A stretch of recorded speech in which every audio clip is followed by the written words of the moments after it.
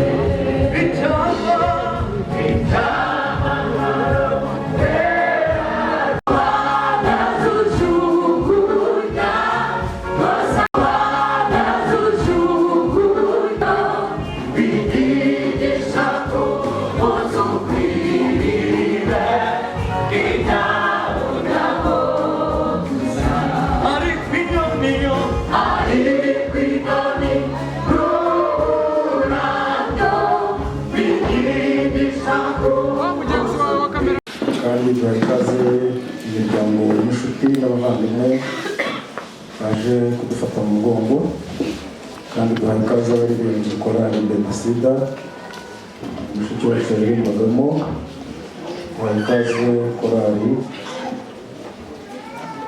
yo kudusengera. Barahari cyangwa ntabahari?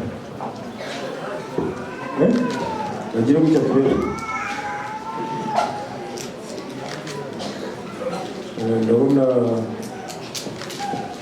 nabo bahari n'intumwa zihagarariye abandi, nabo tubaha ikaze kandi twongeye kwihanganisha umuryango by'umwihariko utwaranye kugendera abo bose ndetse n'itorero mwese n'umukomere.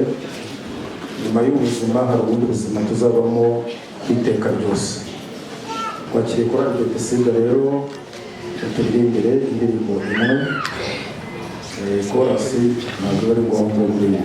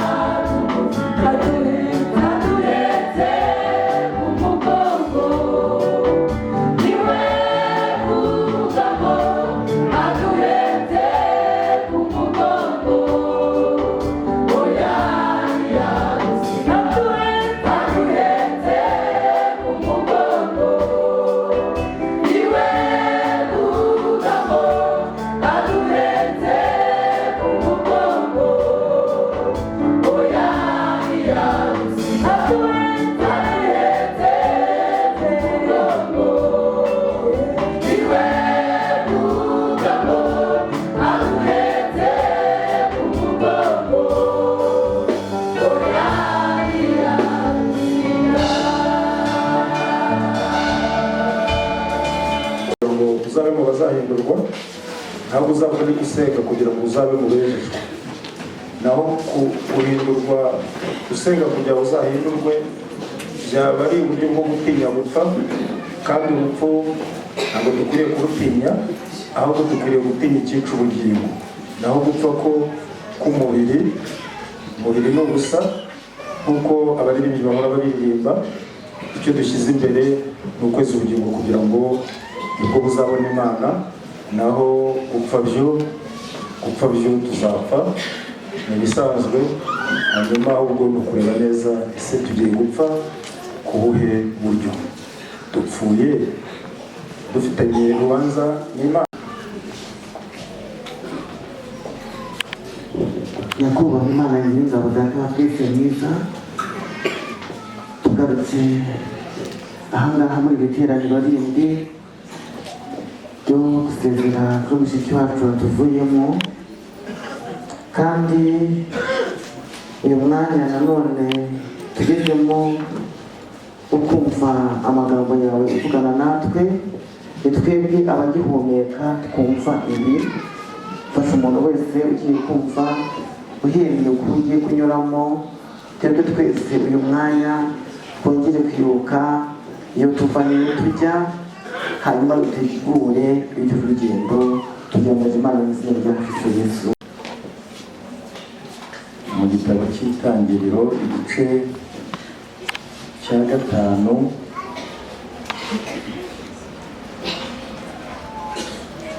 umurongo wa 20.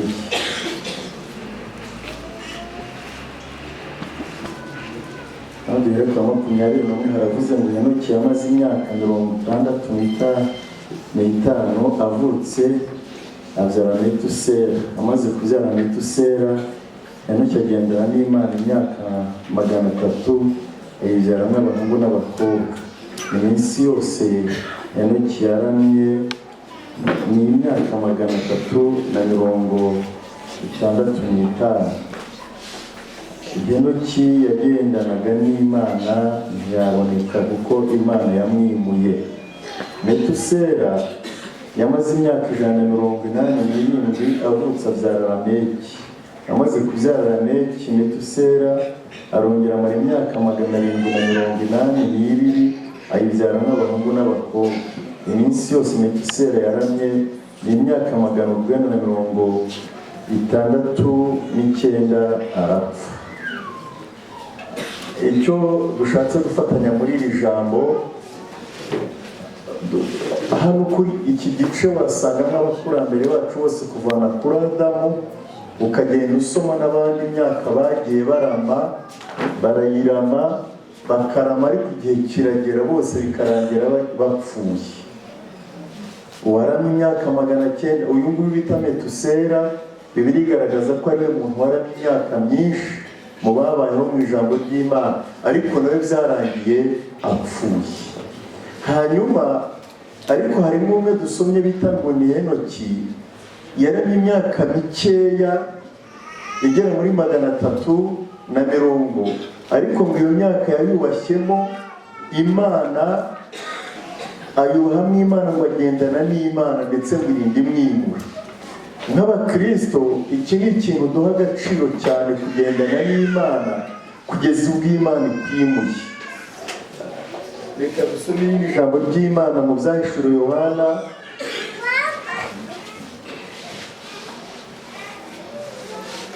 tubanze dusome mu Migani muri Yobu igice cya 12 umurongo wa 1 n'urupapuro rwa 490. Haravuze ngo umuntu wabyawe n'umugore arama igihe gito kandi cyuzuyemo umuruho agakenyuka, avuka ameze nk'uburabyo maze agacika, ahitamo igicucu kandi ntarame. Mbese nawe umuntu umeze atyo warushya umureba, cyangwa nkanjye wanshyira mu rubanza? Ninde wabasha kuvana igitunganye mu kintu cyanduye? Hanyuma iri jambo rya nyuma nashaka ko dusorezaho ni mu Byahishuriwe Yohana igice cya 14 umurongo wa 13. Haravuze ngo igice cya 14 umurongo wa 13 haravuze ngo numva ijwi rivugira mu ijuru rimbwira riti andika utuhereye none hahirwa abapfu bapfira mu mwami wacu ngo baruhuke imihati yabo kuko imirimo yabo ijyanye nayo bakurikiye. Amen. Yesu nashimwe. Kuvuga imvugo nk'iyo ngiyo wenda umunsi nk'uyu biba binagoye, ariko Jehova Jire baririmbye indirimbo barimo bavuga ngo umugeni aratashye.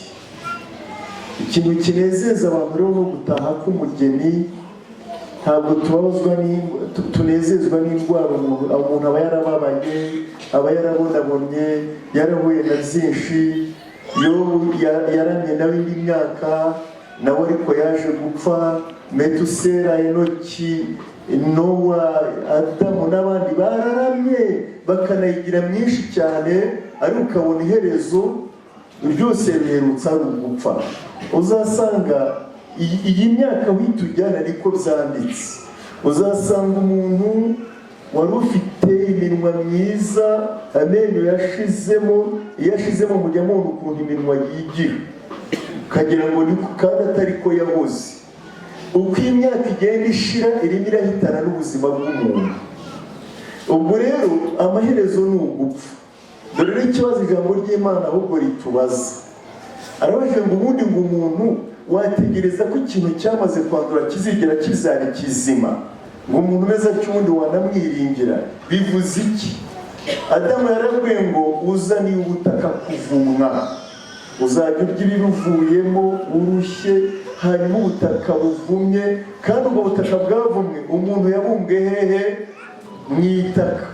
N'umukomoka bakomoka kuwufite iyo nkomoko, n'undi agakomoka kuwufite iyo nkomoko. Niyo mpamvu mu gusoza umuyobozi w'uyobora umuhango aravuga ngo uritaka mu itaka, kuko akomoka ku bavutse muri rya taka n'abandi bikagera kuri Adamu nawe wageze igihe arapfa. Hanyuma ahubwo icyo bivuze, uwo muntu wabaye atyo, Bibiliya iravuga ngo ubundi ngo wahita umwiringira. Ese washaka ikizima mu kintu gisa nabi cyanduye cyangiritse? Dore rero ubukirisitu icyo bumariye abarokore nuko bamaze kwizera Yesu, uyu munsi bari mu isi bazi ngo igitondo cyangwa ikigoroba dushobora gutaha. Yesu nashimwe. Turi mu isi, iyo indwara zije hari n'abasenga cyane bagasenga n'ay'iminsi, bagahamagara barambikaho ibiganza bakarenga bakagenda. Hari na bamwe bavuga ngo ukabona arimo arashaka icyamukiza, icyamurengera ngo yaraje kumusengera kuko adakize, ngo ntabwo yari yizeye. Wese ko wari ugifite ubuzima ko utamwizereye ngo agaruke, ariko ararenga akagenda. Ntabwo gutura ino, ijambo ry'Imana ntabwo ryigeze ribitubwira. Nta cyizere abarokore kereka bakijijwe nabi, baza bashaka iby'isi, baza babwirwa amazu n'amamodoka ngo no kuzatura muri Amerika hose ntibahamba. Nabo barahamba ndetse bicwa n'ibirwara bibi birimo za kanseri, birimo ibirwara biremereye, birimo amastroke n'ibindi birwara nabyo bihuta byica nabi. Nta kijambo ry'Imana ryadusigiye, ryavuze byose. Rero ndetse mu minsi y'imperuka bizaba ari ibihe biruhije, ni ibihe birimo indwara tutigeze. Ntabwo ndengeye abarozi, nabo barakatsindwa n'abagome, ariko usanga inshuro nyinshi indwara zitamenyekana zose baziganwa ku barozi. Indwara yaje atazi yose aravuga ngo bamurozi, aho yari atuye aba ari amarozi, uramwisha pfe nawe uzapfa. Aba ari indwara iramufashe, abaje bamuririra, abari bamwishima hejuru bavuga ngo nawe se yagenda, aragiye nyine nawe uzagenda. Bararamye ariko bisoza bagize gute? Bapfuye. Barapfa bariya batubanjirije bose. Nuko igisubizo cy'isi ni ikihe? Ni urupfu. Ariko tugeze muri Yobu, yarababaye kandi yarubahaga Imana, hari n'ubwo yagiye gusenga abwira Imana ngo nagira ngo nkubaze, hari abantu bajya ku musozi bakabibwira Imana, bakayibwira kumva yayihamije. Yo barayibwira ati nta mushonji wigeze akeneye iwanjye, nta muntu nigeze ntitaho, ibi bizaza biti. Ariko hari umunsi umwe ngo amaze kubona aravuga ngo ibi byose byavuye ku Uwiteka, kandi Uwiteka n'ubundi niwe arabyishurije, arabikoze. N'iyi mibiri twambaye yavuye hehe? Yavuye ku Uwiteka. Iyo turimo tuvuga umwana wanjye, wamborera ku mwana njye nkakwereka uwo ndi we, ejo uzamwereka uwo uri w'isi n'ayibikwereye. Nicyo gisubizo dufite, nuko twese tuzapfa. Aravuga ngo umuntu wabyawe n'umugore arema igihe gitoya, ariko nta n'umwe uzasanga kituzuye imiruho. Tuba twarabaye mu gihe twumvaga dukeneye, tuhabona abandi barimo banywa tukarebuzwa, banywa amasoda, banywa ibiki n'ibiki, wese ukabona Imana hari akantu ikoze, nawe ubonye ka gasukari, nawe ugiye kunywa agasukari, wakanywa ejo wagera ukumva ikizenga kirimo kiragenda kiza, wagera kwa muganga ngo ni diyabete, ngo wanywe isukari nyinshi. Nibonye nayishakaga, ntabwo isa ari inshuti yacu, ni ingome, irakubeshya ngo iraguhaye. Umuntu arasohokana umukobwa akamujyana mu ihoteli runaka, akamujyana ku mazi, bakaryama. Iryo joro ni iry'umunezero, iry'ejo bundi ni iryo kuvuga ngo yamusigiye imitezi y'ishyano, ni iryo kuvuga ngo yamwanduje sida. Ugahora ku kinini cy'igitondo n'ikigoroba, ngizi igushuka ko yakunejeje, ariko imigutegurira iki? Umubabaro. Uwabyawe n'umugore arana igihe gitoya, ariko cyuzuye iki? Imiruho.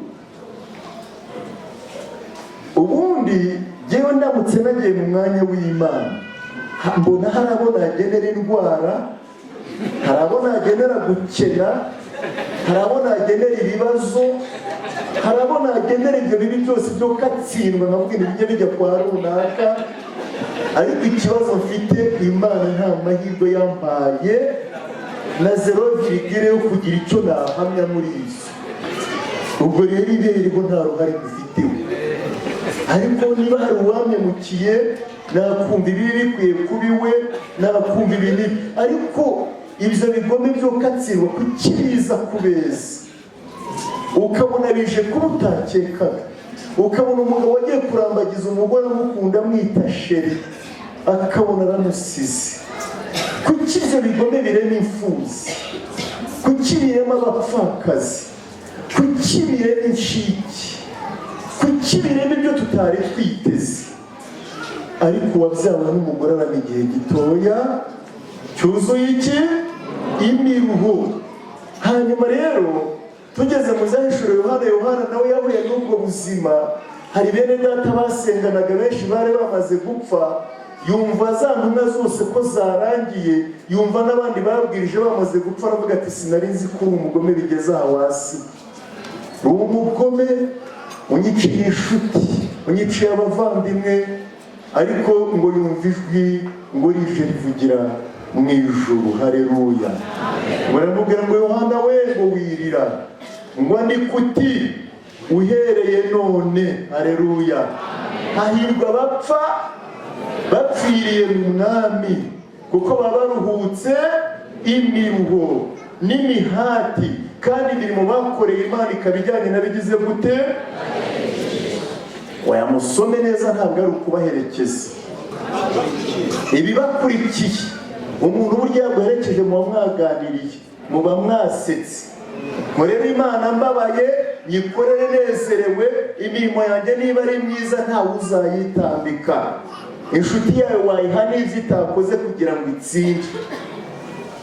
Bajya bagukopeza, ukarara amajoro ati mwarimu yibanda hamukubaza. Kandi kuko hari nk'abariya bakora za perime, hari abazi gutsinda abapolisi.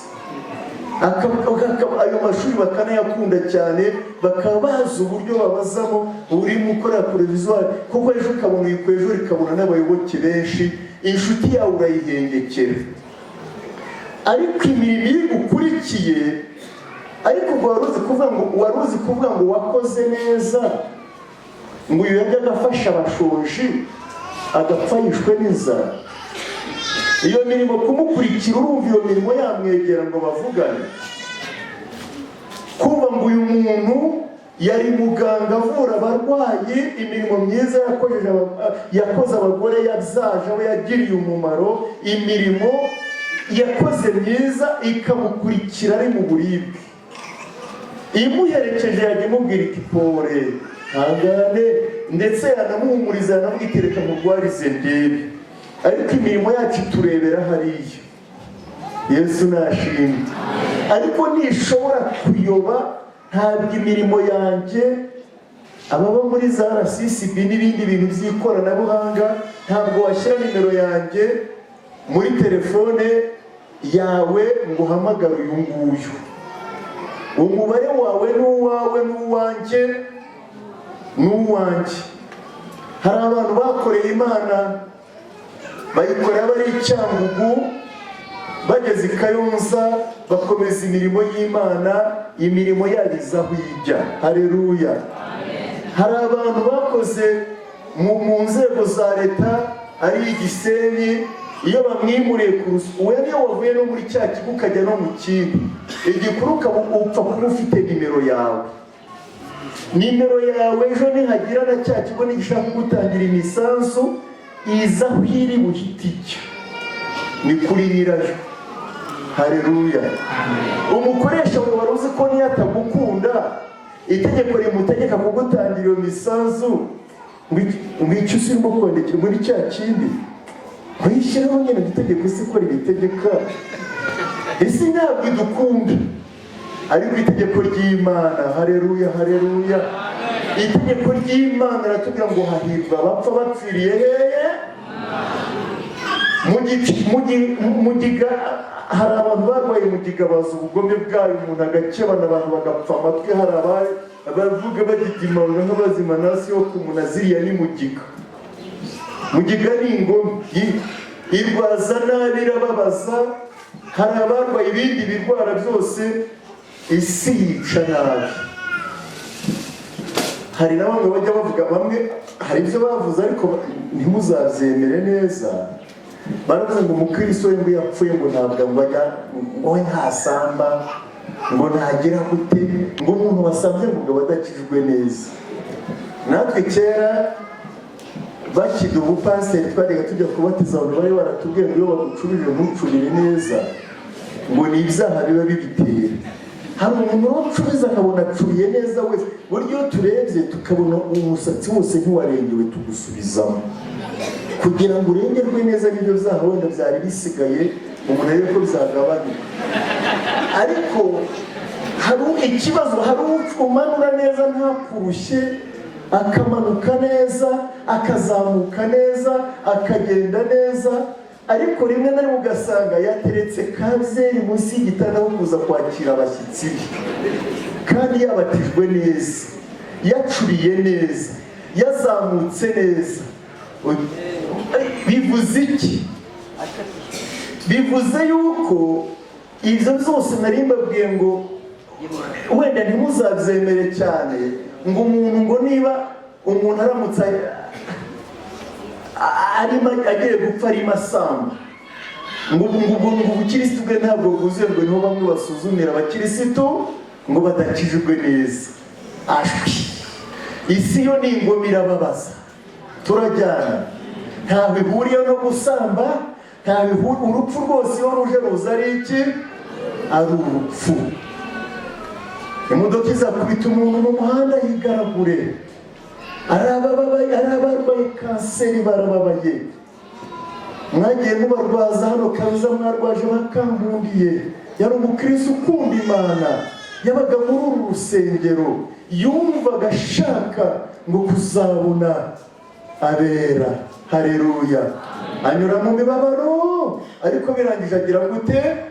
Arapfa.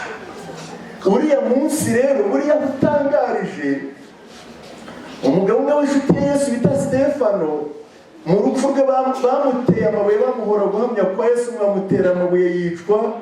n'amabuye. Urumva rero umuntu ugiye gupfa nk'umuntu arimo kukugirira nabi, urumva ushobora kugiramo akantu ko kumurakarira, zishobora benshi wenda ntibazayagutera, wenda ugashaka akantu. Stefano mba agiye kugashyiramo, none umwe ariko ageze ku munota wa nyuma ngo yumve ijwi ry'Imana rimubwira ngo bababarire, ntabwo bazi icyo bakora. Ngo ubwo yari ahumirije arimo arenga, ngo akebutse. Abahanga bamwe mu bya Bibiliya bavuga ko Yesu yahagurutse inshuro ebyiri amaze kugera mu ijuru, indi nshuro ya gatatu izamuhagurutsa aje gutwara itorero rye, naryo rizaba riri mu kaga. Ariko mu gihe cya Stefano bamutera amabuye ngo Yesu yarahagurutse, Yesu arazenga, abona ntari bujye gukemura ibibazo igihe cy'Imana yagennye kitari cyagera. Yesu arazenga, nta kindi yakoze, yahaye Stefano inema zo kwihangana. Haleluya. Abantu ba Yesu ajya abaha kunyura mu rupfu bagikiranuka. Ntibavuge ngo hari n'undi mupfumu ngo nawe mwaza mukarwaza. Oya, ba Yesu bashaka kugenda arabera. Imana ishimwe. Hanyuma Stefano ngo ubwo yari arimo arabirana agiye kugera ku munota wa nyuma ngo akebutse, ngo arebye hejuru, ngo ajya mwereka abona ngo Yesu, ngo yebaba we, ngo mbonye ngo ijuru ryakingutse, ijuru rikingukira kwakira abera, ngo yebaba ngo ryakingutse, ngo mbonye ngo Imana yicaye, ngo mbona umwana wayo ahagaze iburyo bwayo. Yesu nashimwe. Kandi ubundi biratubwira ngo Yesu yicaye iburyo bw'Imana. Ariko uwo munsi Stefano yamubonye yahagurutse. Yesu rero guhaguruka ntabwo ahagurutswe no kuvanaho indwara, ntazo yazanye. Indwara zazanywe n'icyaha na Satani. Aka kaga kose tunyuramo kazanywe n'icyaha na Satani. Yesu rero abicyo ababwira ati rero inzira n'iriya muzayinyuramo, ariko akajya gukubita ikinya cyo kwihanganira isi. Kanyura mu bigeragezo we, akagukubita ikinya ati komeza ugende sha, komeza ugende nta kundi. Byatejwe na Sekibi, ntabwo ari njyewe ariko mbategeye imbere ngo mbatabare. Haleluya. Yesu arimo aravuga ngo kuraje abarokore mwe, nimukomeze ndi hafi yo kubakira. Abanyuze mu buzima bubi mwe nimukomeze, abo mu buzima bw'ubukene nimukomeze, abo mu buzima bw'indwara, ubwa za diyabete, ubw'imivuduko, abo mu buzima bwa kanseri, ni isi yabizanye. Yesu si umugome wagukorera atyo, ariko ibyo Satani yazanye Yesu aravuga ngo nimukomeze kuraje, ndi hafi yo kubakira. Hanyuma Yohana aravuga ngo numva ijwi rivugira mu ijuru rimbwira riti, Yohana rero burya ngo yagize ikibazo, yagiye kubona abantu b'Imana ngo bashize. None yumvise ijwi ngo azi ngo nawe karabaye, kandi hari pati mo bari baramwohereye. Ariko Yohana yaravuze ngo nyibutse ngo murana umwana w'intama w'Imana. Ngo numvaga rimeze nk'iby'amazi menshi asuma, ngo yumvaga ngo iryo juru arakebuka ngo arebe, yagira ngo nabishi nabo bahageze. Ngo ariko aramubwira ati amubonye, ngo arabati nakubonye uri Yesu we, uri wa wundi twizeye, uri wa wundi twabanye, uri wa wundi twasenganye. Ngo arangira amubwira, atangira kumubwira ngo ba Yohana ba Petero bamaze gupfa, bitwa Barutolomayo bamwishe urupfu rubi, bamubaze nk'uko babaga ihene, bamusiga baze neza, bamusiga ku gasozi. Amara iminsi ababara, ajya gupfa gwinyo, kandi n'umubiri washizeho amaraso amushiramo, arapfa aragenda. Ariko yagiye nk'uko abakiranutsi bagenda. Yesu nashimwe. Yohana atangira kuganyira Yesu abo bose byababayeho. Yesu yamubwira abangaba ngo uzi urwo yapfuye, Yesu akamubwira ngo ndabizi. Bakamubwira ngo runaka yapfuye gutya, uyu bamwishe urunguru, Yesu aramubwira ngo nabyo ndabizi. Amubwira n'abandi, Yesu aramubwira ngo ndabizi. None se kuki ubizi ariko nta kintu wakoze? Isi dusuzugure itworone bene kariya kageni, nta kintu urimo gukora ubirebera. Yesu yaramubwiye ngo ikibazo ntabwo ari ugupfa, kuko gupfa n'ubundi n'abasigaye bazagira gute? Bazapfa. N'ababishe Yohana we nabo bazapfa. Ahubwo ikibazo hahirwa abapfa bapfiriye hehe? Ntuzapfire mu businzi, ntuzapfire mu busambanyi, ntuzapfire mu bujura. Va muri iryo shyari, va mu kuroga, va mu bugome, uzapfiriye mu mwami. Imana nimuyibere icyubahiro, yarakoze, yaduhaye agakiza. Ikitunejeje rero, tunejejwe n'urupfu rw'uyu mwana w'Imana. Yewe aho njya muri itorero ryepfira ku Gisenyi niho avuka, ariko yewe numvaga ari igikuba cyacitse i Kayonza, ariko ngezeho nsanga no ku Gisenyi ho najyaga cyacitse. Bati ni umwana wacu, ni iki n'iki. Burya rega umusonga wundi ntukubuza gusinzira. Nanjye numva agasonga karamfashe, ntangira kwandikira noneho nanjye ubundi sinyajya ku rubuga nandikira umushumba, nanjye ntanga pole i Kayonza. Ntabwo yijya nkunda kujyaho, hari nubwo baba banavuze no muzahangaho ukabona ye barampamagaye bati kuki ubutarebe, nubwo mujye mumenya ko nkuze. Nanjye ndenda gupfa nyine, nanjye nzapfa. Ubwo ntabwo uzajya yishyira uko yishakiye, sayahubirwa ibyo ushaka gukora kuko ndimo ndagenda, kuko nzapfa. Imyaka ngezemo irimo irambwira ngo nurenga wenda 2 ntuzagera mu wa 3, nurenga wenda 5 uzagera mu 10. Nagiye kongeresha perime yanjye, barambwira ngo bagabanyeho, ndavuga ngo ya kuki mwagiye mugabanye. Barambwira ngo kubera ko ukuze tuzajya twongeraho imyaka dushingiye, ngo barebe uko ngenda ngira ngo bazagira ubwo babona bataha. Bukuru upfa ukuze uzapfa, upfa uri mutoya twese turahurira hehe ku rupfu. Ariko ikibazo upfuye uti. Ijambo ravuze ngo hahirwa bapfiriye hehe mu mwami. Mu rwandiko rwa Timoteyo rwa 2 igice cya 4 n'umurongo wa 7 yaravuze ngo narwanye intambara nziza. Haleluya. Erega nimushaka mwikirize, dore uyu mwana w'Imana aba imirimo ye iramukurikiye. Imirimo burya rero ibintu bidutangaza. Reka nsoze ariko genda nagira ngo mbabwire yuko ikintu kibi ni ugupfa udakijijwe, kuko imibabaro ni imibabaro, akaga ni akaga, ibibazo byose. Ariko noneho nuko dufite ibyiringiro. Pawulo aravuze ngo narwanye intambara nziza yo kwizera. Mbese Pawulo n'umuntu wakoze, wari umuhanuzi, wari ufite impano 9 z'Imana, ugira ngo yari kurwana iriya ntambara nziza. Ariko ubwo yarageze i Roma agiye gupfa, yari ari kumwe na Petero, ndetse Petero wagera n'ubwo amusika. Petero ahabwa cya kinya kimwihanganisha. Yari afungiwe mu nzu y'abari batagenewe gupfa, abona bamwimura hagenewe gupfa. Petero barasimbutse. Petero ngo yaragiye ngo amaze abona yaba asize arenze umujyi, ngo yagiye kubona abona Yesu yaje akataje. Ngo Yesu, Petero amubonye ati bati Yesu, bati wowe nakubonye turakuze ujye utabara. Uzidisi ko hari n'abari bazi ko ari gutabare bakabona ntiyatabaye. Ariko mwabaririmbyi mwebwe mujye muririmbira abantu muri Imana itabara, nta bitigeze itabara, ntabo muzi. None se kuri Imana itabara, iyo uri umugore uhagaze hano uri muvuka, uri Imana itanga urubyaro, ubuse ntabarubuze. Ubuse ko ari kwa muganga ko ikuvanye ukaza ugashima ku giti cyawe ngo kire kutayisenze, kandi ugasanga yagiye Kanyarira, yagiye hehe, yageze apre y'amabuteri, yagiye hehe hose, ugasanga y'Imana. Imana igikuru nuko hahirwa abapfa bapfiriye hehe mu mwami. Noneho rero mwene data wari uzi icyo yavuze, yaravuze ngo Petero ngo narizi uzi bizatubayeho, ngo n'ubu ngo Pawulo ngo wenda ndabusize bamucekeye ngo ariko bwuje ngo turasubirana ngo none ubuze nawe banyure hejuru. Yesu aramubwira ngo ndimo ndihuta, gukomeza wigendere. Aravuga none se Yesu urajya hehe? Ngo ndimo ndihuta ngiye kubambwa. Ngo none se ko mbona we wagiye uzanga wingeresha umwanya, ndimo ndihuta ngiye kubambwa. Petero ngo arongera aribaza inshuro ya mbere naramwihakanye, inshuro arambwira ati 3 katarika, none turongeraje kubimwibwira. Ngo amugaruka inyuma aramubwira ati mva mwami wanjye, we uri intwari. Yesu nashimwe. We mu bikomeye urahanyura ugatambuka ugakomeza ukagenda. Reka nanjye nsubireyo.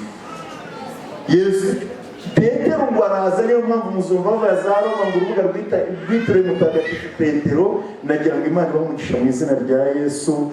Pawulo avuga arimo asoza yandika ibaruwa ngo narwanye intambara nziza, narinze ibyo kwizera, igisigaye mbikira ikamba ry'ubugingo, iry'umucamanza utabera azampa, kandi si njyewe jyenyine ahubwo n'abarinze ibyo kuzaboneka kwe bose.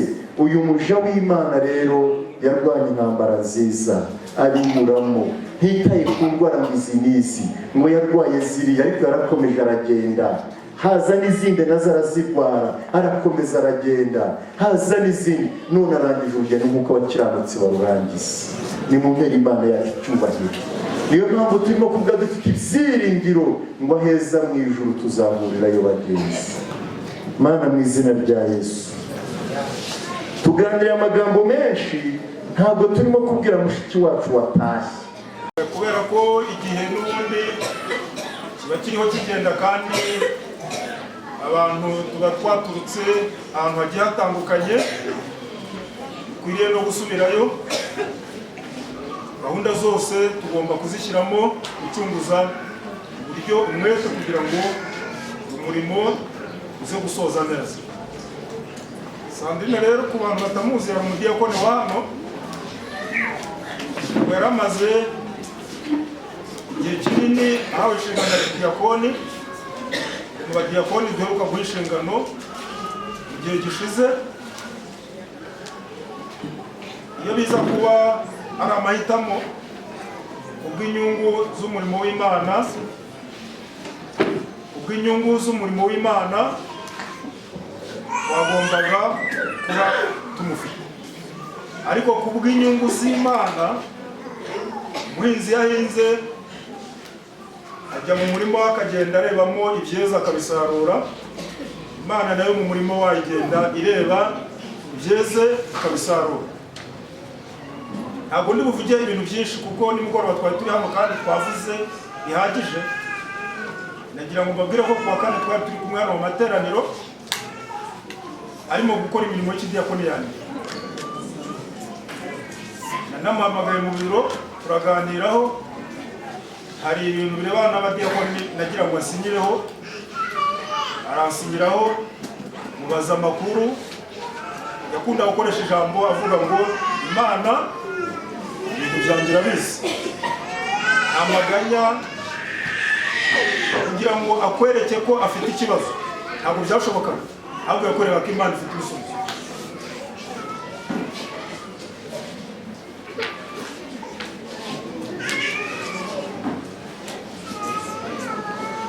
Ikibazo mfite, Imana ibintu byanjye irabizi, ariko nabibonaga ko imbaraga nyine afite ari nke.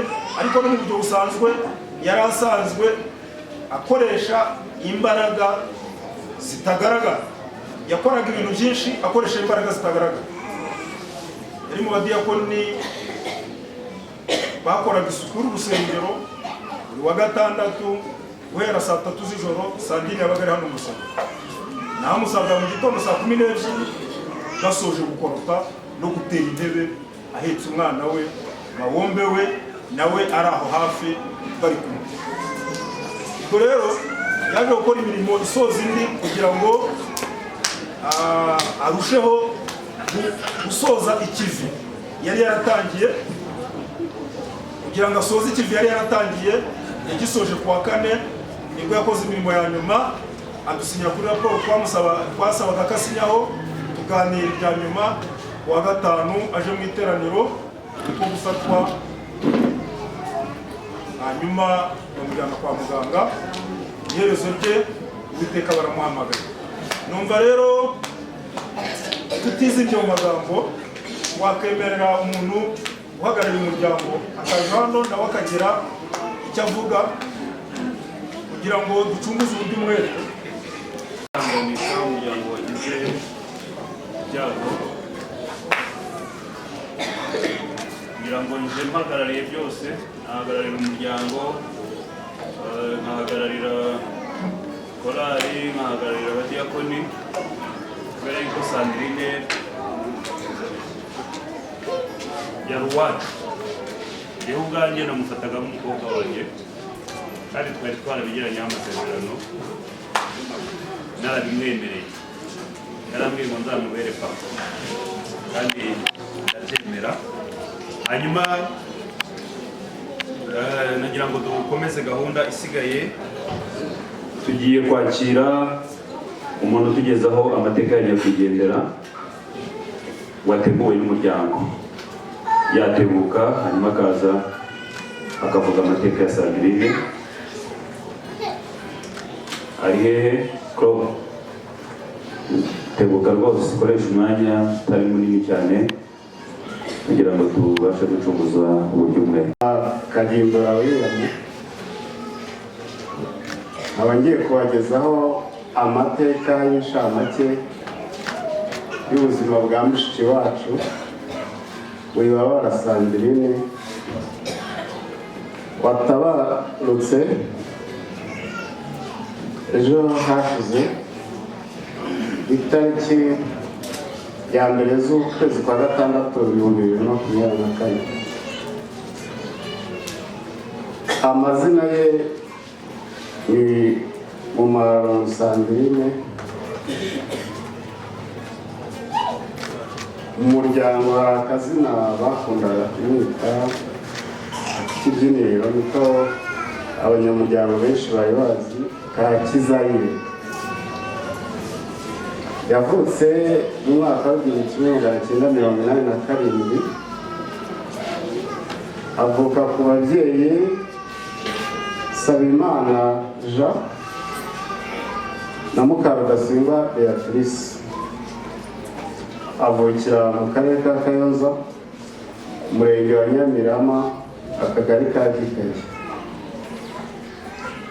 Yize amashuri abanza muri Ecole Primaire Gikaya.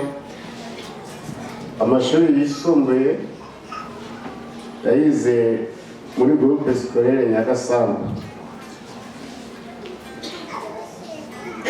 Hanyuma aza kubaka urugo, gushinga urugo. Umutware we ni Hakizimana Felicien. Bashinganye urugo ku itariki 11 z'ukwezi kwa 11 2017. Bibarutse abana batatu, hakaba hariho abana babiri b'abakobwa. Akaba azize uburwayi busanzwe, Imana imuheruko igashira. Murakoze. Murakoze cyane. Haleluya. Shima Imana. Biragoye kugira icyo wavuga kuri uyu munsi. Umumaro Sandrine, njye namenye nawe ku itariki 29 z'ukwezi kwa 9 2016. Ariko madamu we barariraho, barakundana, barabana. Nyuma y'uko tumaze gukora ubukwe, yahise asa nkaho avuye iriya ikaya iwabo, araza turabana,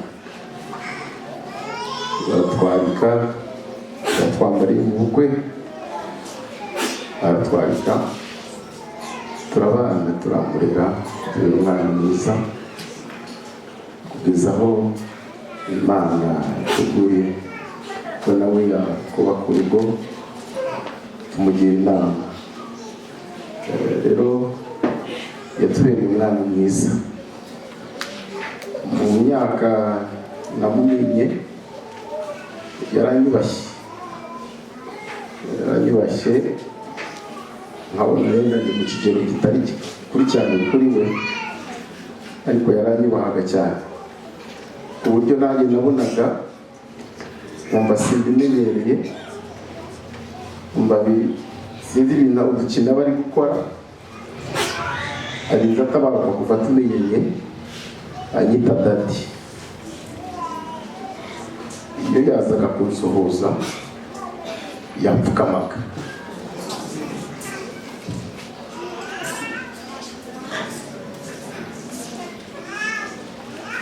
nabibwirwa ko ibyarimo ariko yankundaga.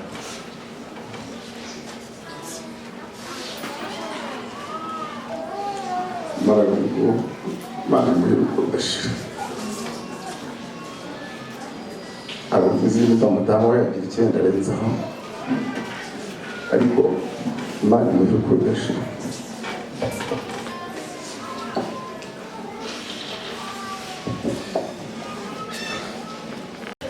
kubona icyo umuntu yavuga mu gihe nk'iki ngiki, akivuga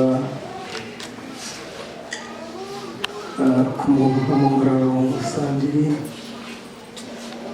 kuko nagira ngo umuyobozi wa korali Ntwarane aze, niba arimo kunyumva aze anyegere hafi hano turushaho kugira icyo tuvuga. Ndagira ngo rero mvuge muri make kuri Mumurarungu Sandrine Mvunaguye. Mumurarungu Sandrine ni umwana wacu,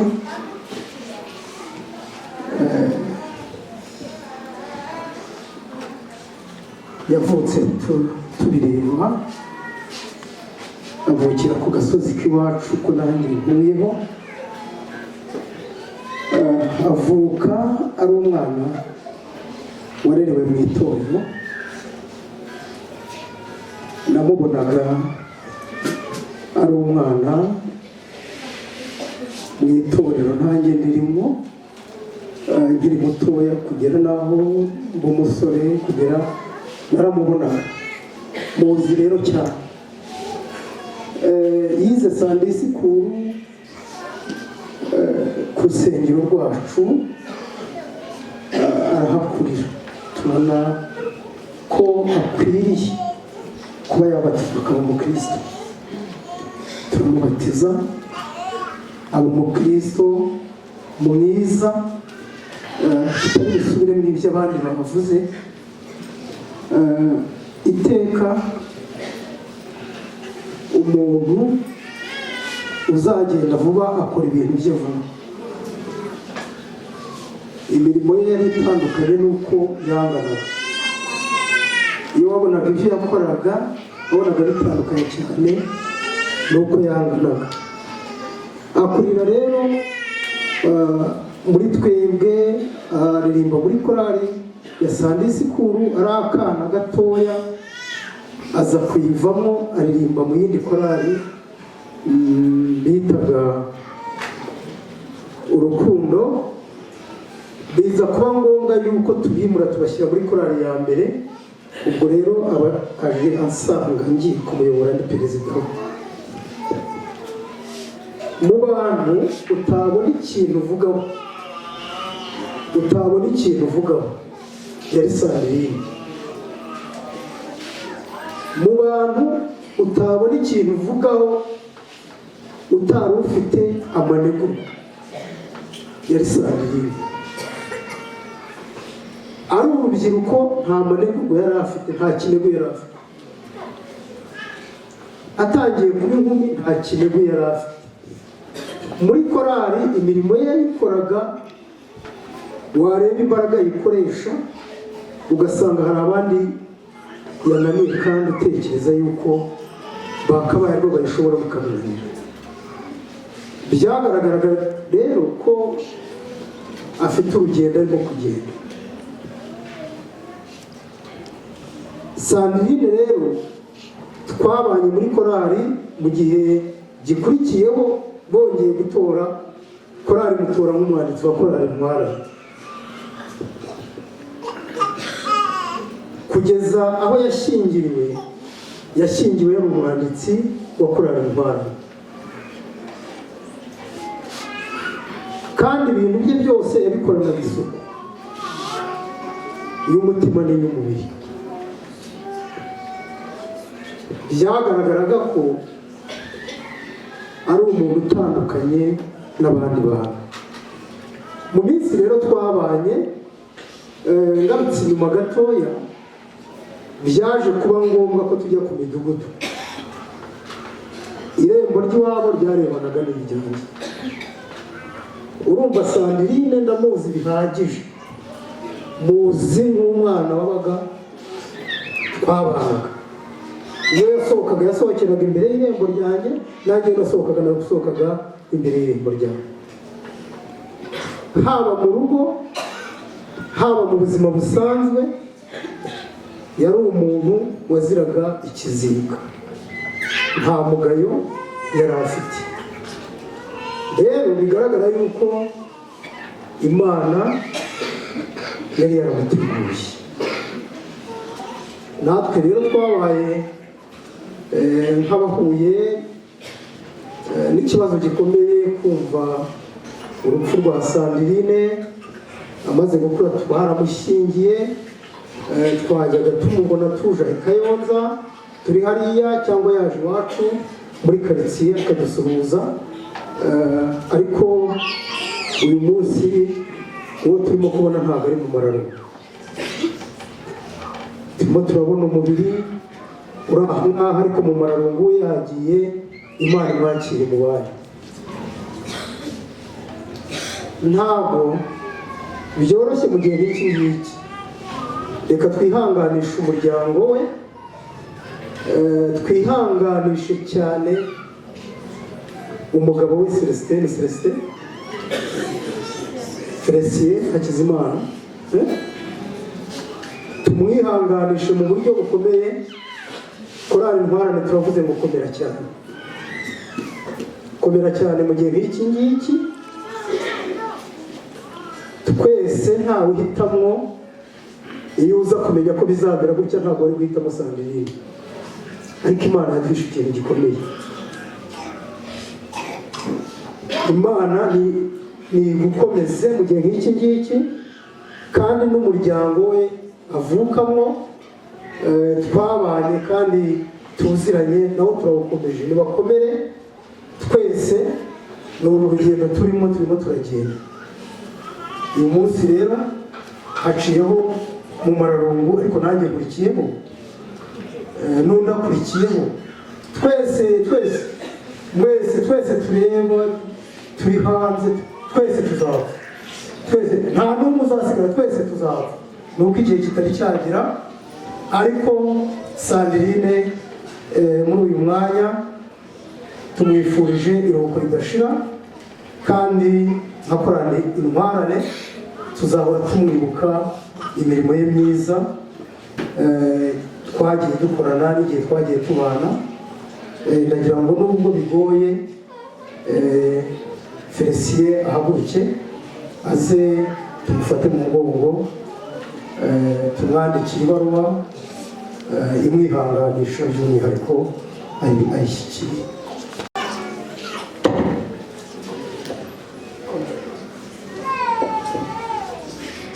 Komera cyane. Hirya y'uyu munsi ubuzima burakomeza, kandi ukomera uri umugabo nyamugabo. Ntabwo ubaye uwa mbere uteye ikirenge mu cyacu, natwe twabaye gutyo.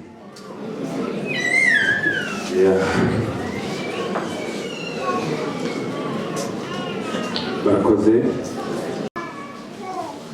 Birangoye cyane. Nahuye n'ibibazo, ariko uyu mubyeyi kuva tumenyanye muri korali yambereye umwana mu rugo.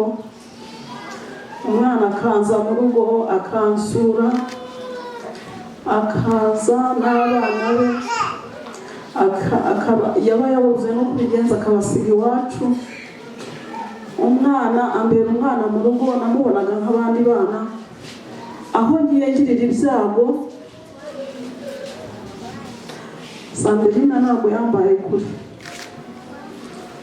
Ndashimira umutware we, yigeze ampuza n'umutware we, nawe arankunda. Nta kibazo nigeze ngira na kimwe.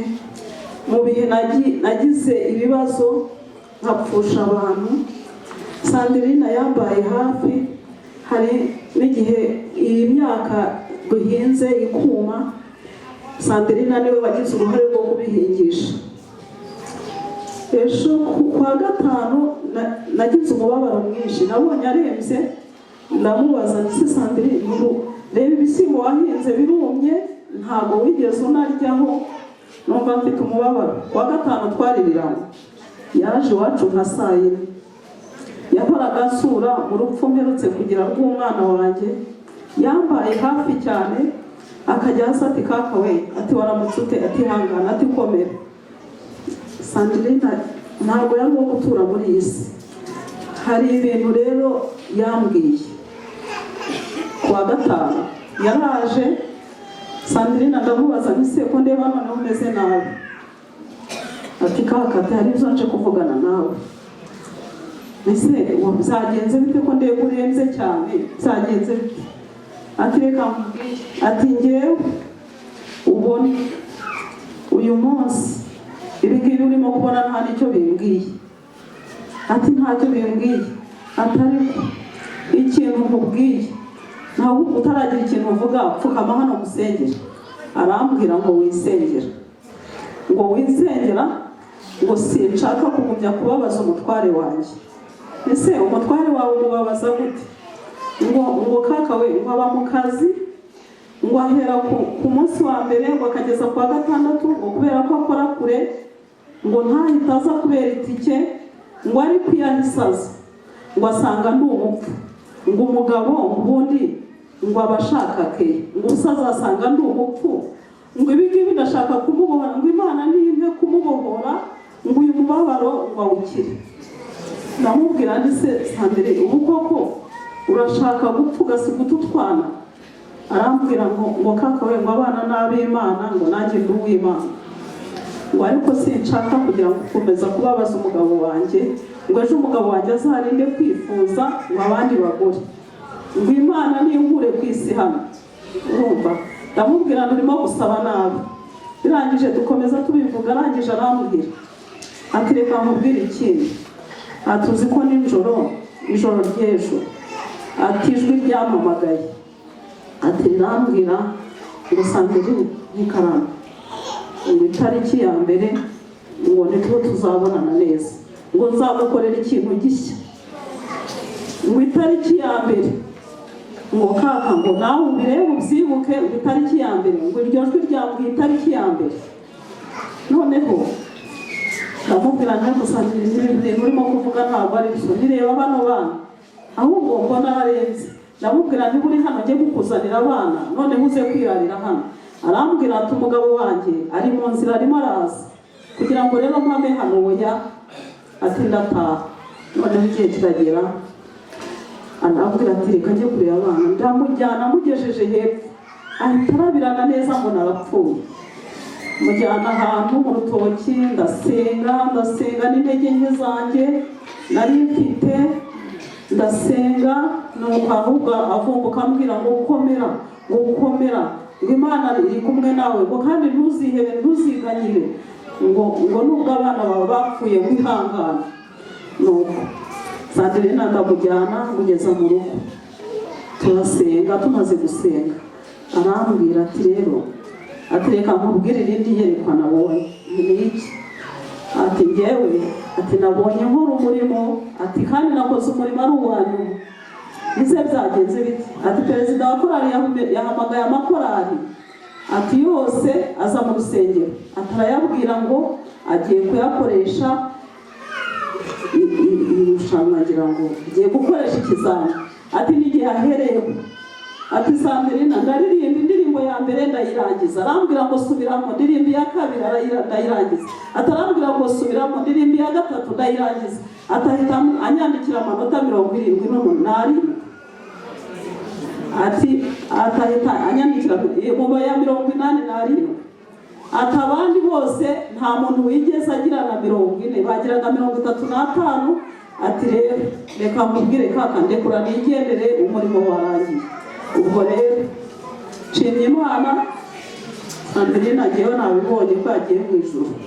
Imana ifashe umugabo we, akomeze yihangane n'umuryango we. Ubuhamya bwa Sandrine nari mfite n'ubwo nari nabihunze kugira ngo ntavuga, ariko ntabwo ndi buriya perezida abonye ko ari ngombwa nanjye mvuga. Ye ntabwo Sandrine nari muzi kuko ntabwo njye mvuga ino, namumenyeye mu murimo, kandi kumumenya byari ngombwa kubera ko umukozi ari igaragaza. Mu magambo avunaguye tukimara gutekereza gusengera abadiyakoni bashya, twicaye dutekereza abadiyakoni bo gusengerwa, usanga Sandrine arimo bitewe n'imirimo yakoraga. Nimugoroba twamuguzeho bihagije, uko abandi bamuvuze niko yari ateye. Sandrine ntiyavugaga ahubwo yakoraga. Imirimo ye na n'uyu munsi iracyavuga, ariko ibyanditswe byera binavuga.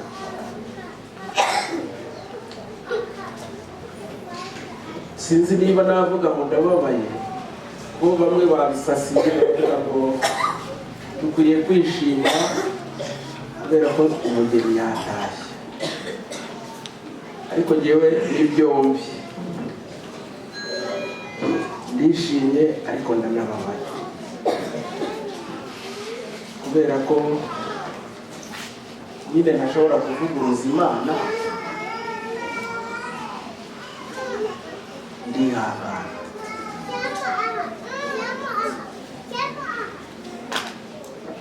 Umugoroba nabwiye abadiyakoni twari turi kumwe, barimo bambwira ngo barababaye, babwira ariko se ubwo murandusha koko iyo mpfushije imfura. Sandrine yari imfura mu badiyakoni yasenyeye. Sandrine bambwiye yuko arwaye ndi muri konje, nje nahise njya kumureba, we ntabwo nari mpazi rwose, nta nubwo nigeze mvuga ngo ni mu nyobore, kubera ko bambwiye yuko aba kwa Felicien Sibomana, kandi kwa Felicien Sibomana twari twarigeze tujyayo na burakeye. Nahise nijyana Sandrine ndamubona, nsanga ararembye, bambwira uburwayi arwaye, nongera no kugira ibyiringiro yuko ubwo burwayi yamukira, ariko Sandrine yari afite indwara ikomeye. Sandrine naragerageje ndebe ko atancika biranga, naramusengeye, naramufashije uko bishoboka kose. Sandrine igire mu ijuru, igire mu ijuru.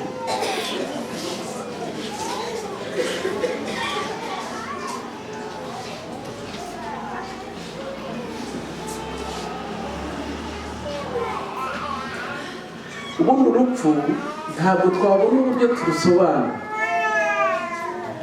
Ndagira ngo nkomeze Felicien, ariko mbabwire yuko nta n'icyo twabona twamuha cyamuzimurira Sandrine. Niba yaramukunze twebwe tukamukunda, we yaramukunze mbere, ni iki wakora ushyire mu mutima wa Felicien undi muntu umukunda? Ntacyo. Ariko ihangane, yandi magambo komera.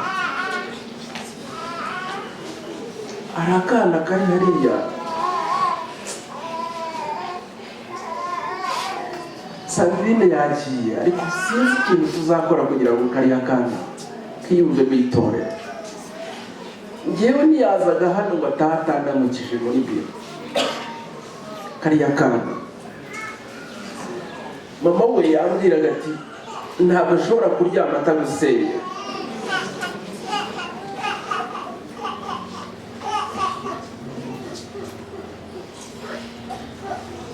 Wumva ntabwo ari ibintu yakuye mu nzira, yabitojwe n'umubyeyi.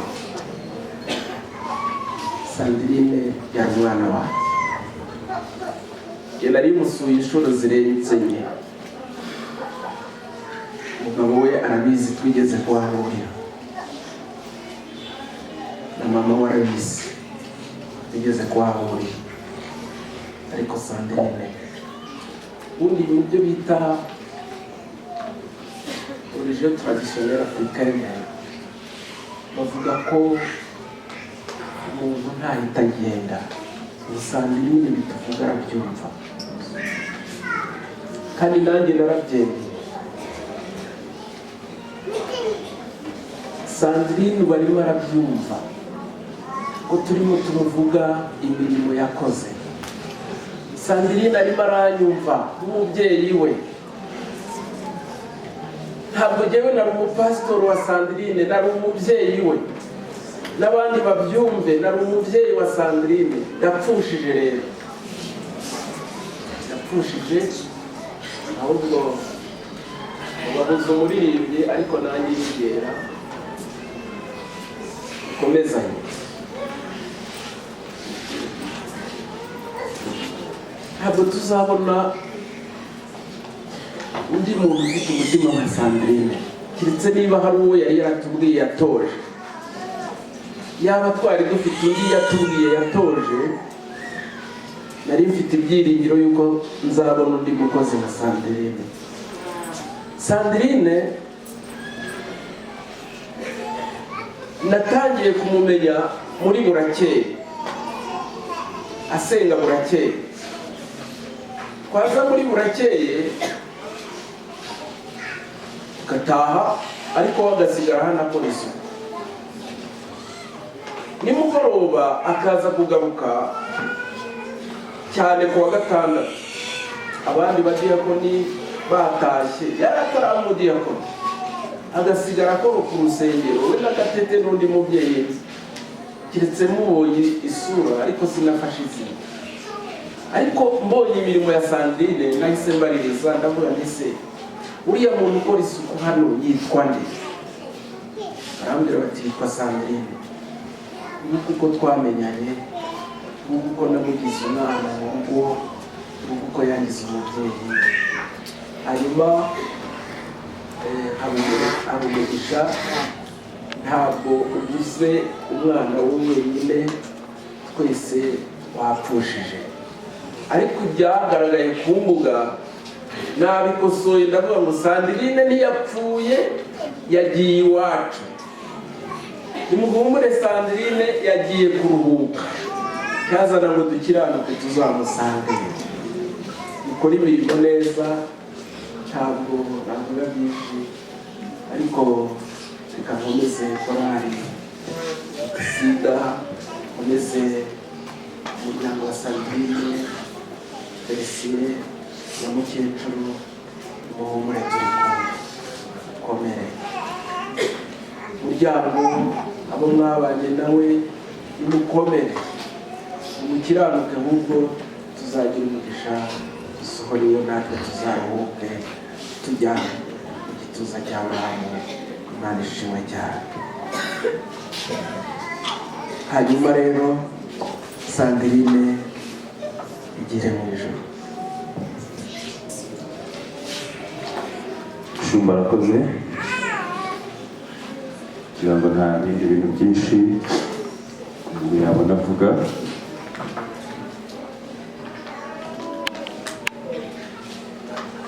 Kuri Sandrine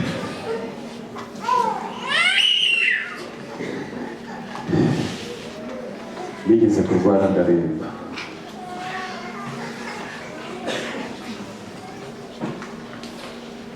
Sandrine yaje kunsengera akarara iwanjye.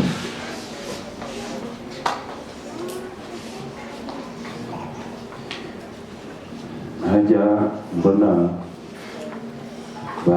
yasenga ngo noroherwa, najya nubura amaso akabona ni Sandrine yagira mu mutima. Ariko nk'uko biri mu gihe twamaranye n'umufasha wanjye, yarihanganye cyane, yari umuntu wihangana, akihanganira ibigeragezo.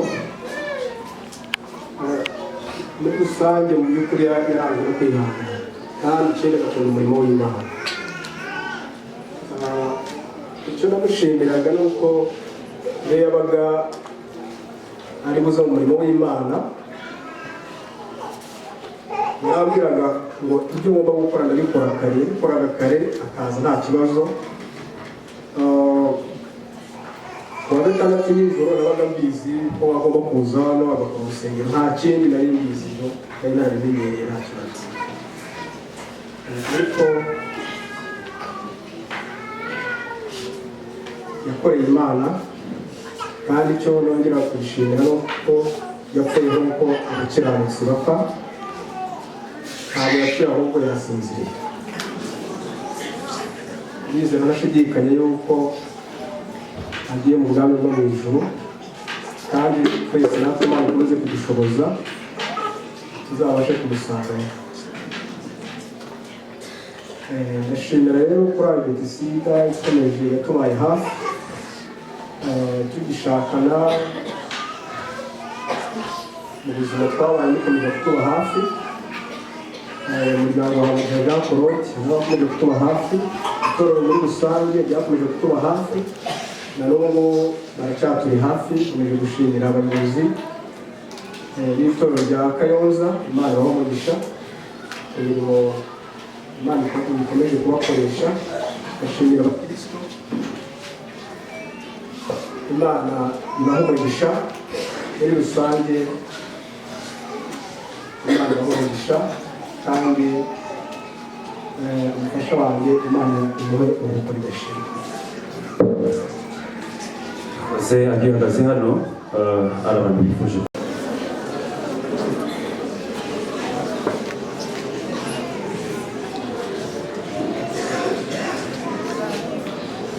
dore ngaba n'uyu mugisha. Aba bana biragaragara ko basigaye ari batoya, biradusaba kubaba hafi kugira ngo turebe ko bazakura bakagera icyerekezo cya nyina. Murakoze, mwajya kwicara. Ntabwo byoroshye rero, ndagira ngo tugere mu mwanya mwiza.